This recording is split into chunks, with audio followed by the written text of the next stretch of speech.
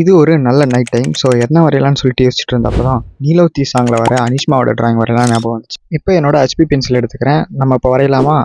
இப்போ அப்படியே step by ஸ்டெப்பாக பார்க்கலாமா? ரைட் சைட் டில்ட் ஆன மாதிரி ஒரு லைனும் ஃபோட்டோவும் ஆட் பண்ணியிருக்கேன் உங்களுக்காக. அப்புறம் வெர்டிக்கல் லைனும் நம்ம வந்து பார்த்தீங்கன்னா ரைட் சைட் டில்ட் ஆன மாதிரி போட்டுக்கலாம். நம்ம போட்டுக்கிற சென்ட்ரல் லைனுக்கு தள்ளின மாதிரி நம்ம ஐஸ் வந்து ஒரு சின்ன அளவு ஒன்று எடுத்துக்கிட்டு நான் வரைகிற மாதிரி ஐஸை நீங்களும் வரைஞ்சிக்கோங்க. அண்ட் இந்த மாதிரி ஷேடிங் மார்க்ஸ் ரொம்ப முக்கியம். இப்போ ஏற்கனவே வரைஞ்சிருக்கிற ஐக்கு ஈக்குவலாக இன்னொரு ஐயை நம்ம லைன் போட்டு வரைஞ்சிக்கலாம் இந்த மாதிரி.